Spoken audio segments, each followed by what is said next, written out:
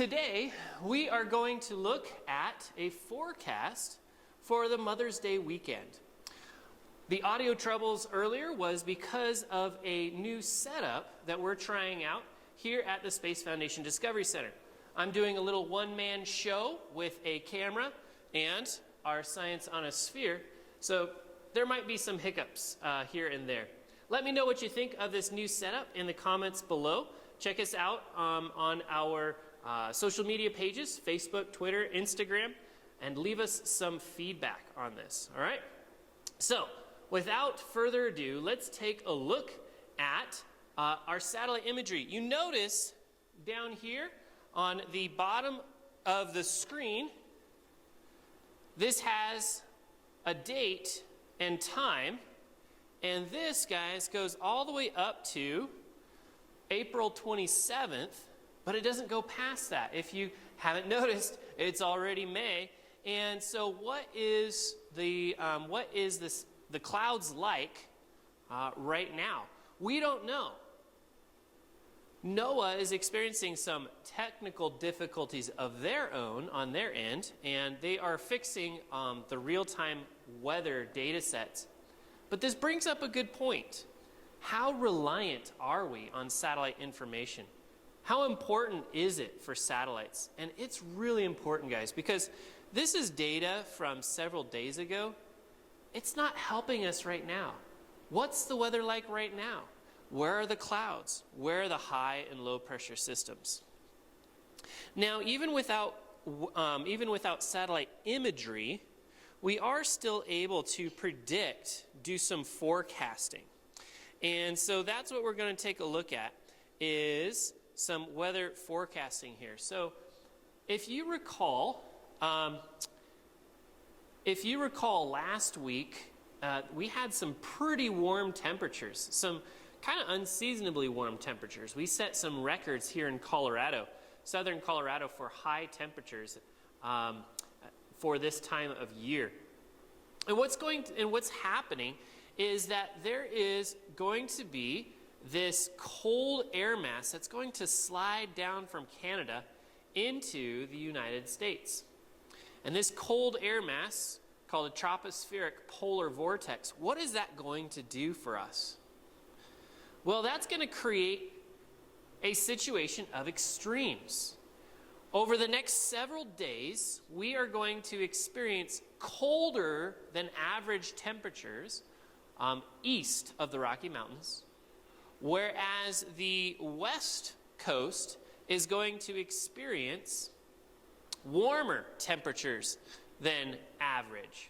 So what this graph is showing you is that the purples and blues are between 4 and 10 degrees Fahrenheit difference, or below average temperature.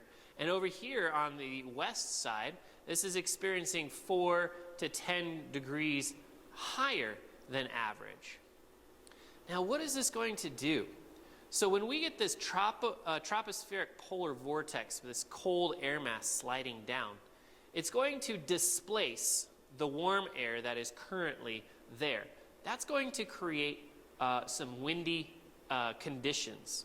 We're going to experience a little bit of wind, especially through the Midwest, as this cold air mass pushes through and pushes out the warm air mass.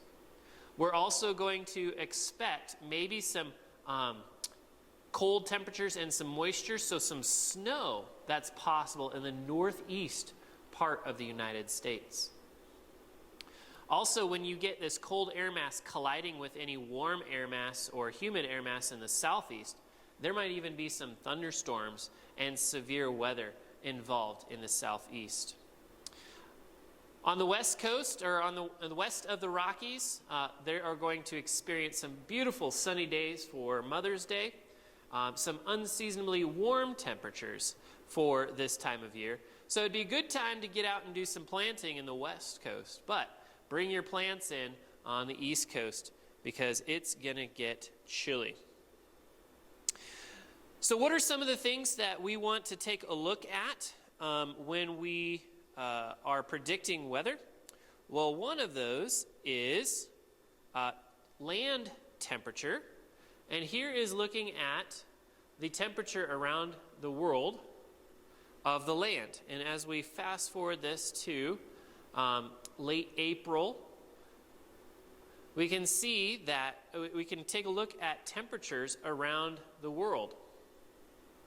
And for the most part, temperatures have been pretty chilly in some places and quite warm in other places. I'm going to bring up a temperature anomaly.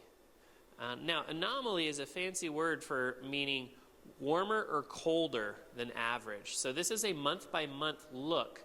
And we can see that the month of March was a little bit warmer than average, particularly in the southeast. And we have seen that with record temperatures in Texas, Florida, Louisiana for this time of year. So it has been a warmer than average March. February and January, again, very warm. Look at that big warm air mass over Canada there. Again, these are temperatures that are higher than average. What will April be? April will probably be a little bit warmer than average. Worldwide, guys, March 2020 was the second warmest March in the history of weather record keeping.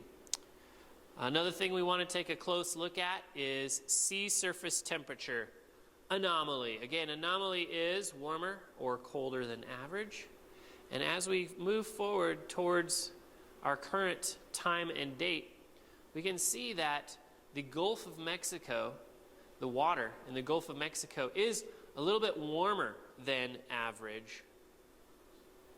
And we can see off the coast of California a little bit chillier, but for the most part, as we look around the world, temperatures are warmer in the oceans. The sea surface temperature is warmer than average. What does this mean? Well, to me, this tells me that we may have an active hurricane season.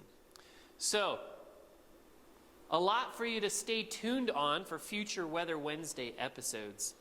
Thank you for joining me today. Let me know what you think of today's episode. Do you like the new setup? Can you hear me clearly now? All those kinds of things on our social media page.